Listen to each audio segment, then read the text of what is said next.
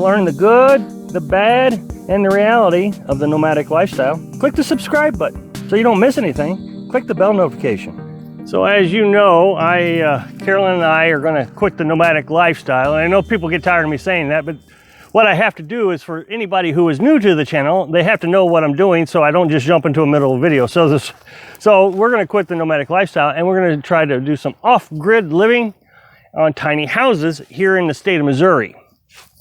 State of Missouri doesn't have a lot of restrictions against off-grid living, where you have solar panels. They don't have any sewer requirements. I mean, you got to meet code if you get a sewer, but you don't have to have sewer requirements. And so we're going to, do, like I said, solar panels, windmills, and then we're going to build a small, tiny little house. I don't know, maybe 24 by 24. I've been thinking about that. That may be a little big. I'm not sure that I want to go that big, but regardless, it wouldn't be any bigger than 24 by 24. And so we came up to Missouri earlier than what we planned. We planned on coming up to Missouri in April to start looking, but we found 10 acres southeast Missouri that we were really interested in. It had a stream and a well. It had both. It was really cheap. It was $7,500, but the access to it had been restricted. They put a guardrail, the state of Missouri put a guardrail right there by the entrance. So we would have had to build something, a road, and so any money that we were going to save on the cheap, inexpensive land, we were going to eat up in cost on development with bulldozers or lawyer fees, trying to figure out what to do with the guardrail. Carolyn has been diligently looking for other property. Now, she's been keeping an eye on this piece of property right here for a long time. I would say way back in, I don't know, October, November time frame. When we were first talking about it, she was really interested in this one. Now, this one is not very big. It's 1.5 acres, which is a little bit concerning. But if you understand how the neighborhood works, most everybody is pretty primitive out here. So, not a lot of concern that we're going to have, a really fancy house or $1 million mansion or anything. The guy takes it off the listing and puts it back on the listing, off and on. Don't know why. But every time he does, he puts up different pictures or different description. So we decided we'd come down here today and take a look at it. It's $4,800, which is really expensive per acre. I mean, that's really expensive. The going rate around here is, I don't know, $1,000 per acre to maybe $1,500 an acre, right, in that ballpark. Definitely not more than $2,000 an acre. So it's really expensive. But he said it had a well. Now, that was in his first description. And it had a pump. It had a picture of a pump. The second description still had the picture of the pump, but then he didn't mention the well. He just said that it had an artesian water table underneath the property. Well, what the heck does that mean? When we got down here, the first thing I started doing was looking for the well. This is the remnants of the well house. So I was already a little bit concerned. So I started digging around in here, and the well pump was gone. So he took the well pump also. So that's not in the picture. So Carolyn and I were pretty disappointed. We almost decided, based on that information, that we weren't going to do it. I mean, where is it? Well, I got to digging around down in here a little bit, and I found something.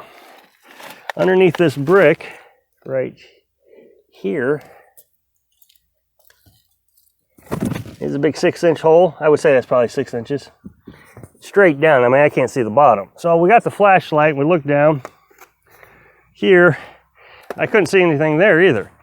Well, how am I going to figure out if it's got water in it? Couldn't figure it out. So what we did was we took a piece of yarn. Back when we were doing the pop-up camper, Carolyn was doing a lot of work with making washcloths. And we tied it to this cup. I put some rocks in the cup. We lowered it down. And voila, I mean, I heard water, I could hear it, filled that cup right up. The well has water. So all I got to do is buy a pump. Now, they also get a pump and I can run it off the generator. There's options available, but there is water. So that's very good, very important. Now, we've checked on prices of wells. When you drill a well, it ranges anywhere from $25 to $30 a foot. That's like a 130-foot well.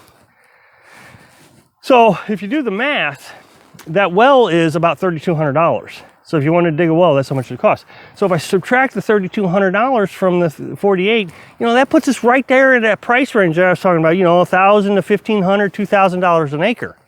If I subtract the well, because the well, that's a huge expense, especially since there's no creeks around here. Now, there is a disadvantage to this. It's a huge disadvantage, and I haven't showed you the disadvantage yet. And it's gonna be in the sun, is there's this big old mobile home sitting here that has fallen apart. So that means a massive cleanup. So we're sitting here, we're thinking, okay, this is gonna be a big project considering we don't have a lot of tools. You know, we're gonna have to rent tools, we're gonna have to rent cutting torches, we're gonna drive all over the country to get these tools. So now our costs are starting to run up. Is it worth it? And I was going up to the camper just a few minutes ago and I came back down and Carolyn says, you know what? The wood is no good and we can get rid of the wood, but the frame is good. The trailer frame is still good. Yeah, what are we gonna do with trailer? Oh, yes, of course, trailer frame. We could build our tiny house right on the trailer frame. If we went down there and built our house down there, we could put solar panels right up here at the front. So, you know, 24 feet, 18 feet this way for the house. Solar panels, a greenhouse, we could put it all right here. That would be a huge cost savings because then I don't have to build the floor. The floor is already there. And some of these 2x4s on this thing are still good. Salvage some of the lumber also. So that's a lot of savings. So at first, when we first saw this, we thought, man, this is gonna be a real challenge to clean up. And then the weeds and everything, you know, we'll have to get some sort of mower. It's very rocky terrain, lots of trash. So, you know, really wouldn't be able to use a lawnmower on it or a brush hog, but, you know, maybe a weed whacker of some sort to knock all these weeds down. So we're pretty excited. We're not gonna, you know, just hand him over $4,800. We'll negotiate with him. I don't know, we'll start out $3,500. If we do it, we're not really sure we're gonna do it. Of course, we're gonna talk about it, but I wanted to show you the process. I've been telling you know, because I want you to understand the process of leaving the nomadic lifestyle and starting off-grid living lifestyle. I mean, this is gonna be a huge challenge. We don't have tools. So what we're gonna have to do is we're gonna take the camper off. If we were to buy this property, take the camper off the truck, build a base for it, and maybe set it right here. And we'll live in the camper while we're fixing up the property. Now that's always been the plan. It's the only thing we could do. That leaves the truck available to go get supplies, you know, lumber and tools and those kind of things. But we gotta be careful. We can't overspend ourselves on buying a lot of tools. You know, we got the generator. That's what we're going to use for electric so we can cut, you know, our boards and things and run our drills. So we got the generator. It will handle a small skill saw. But if we just go out and buy all kinds of tools and get ready for big construction project, you know, lawnmowers and brush hogs and tractors, you know, we're going to run ourselves broke. So we got to be careful. And the last thing is internet is available here. AT&T is working great. The tower, I think, is just right up the hill. I saw it when we pulled down the hill. So AT&T works great. Verizon's very slow. So, and that's unfortunate because Verizon is unlimited. AT&T, you know, they cap you like 60 gigabytes. So we might look at a WeBoost and see about getting Verizon to work a little better.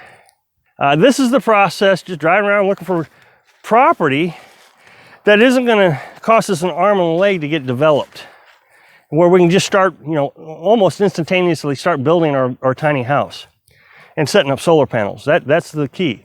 You know, there's a little bit of sun here, as you can see, already. So I'm not gonna have to cut down a lot of trees to get a lot of sunlight coming in. I'll have to clean some of this up right up here, but for the most part, you know, we'll have plenty of sun.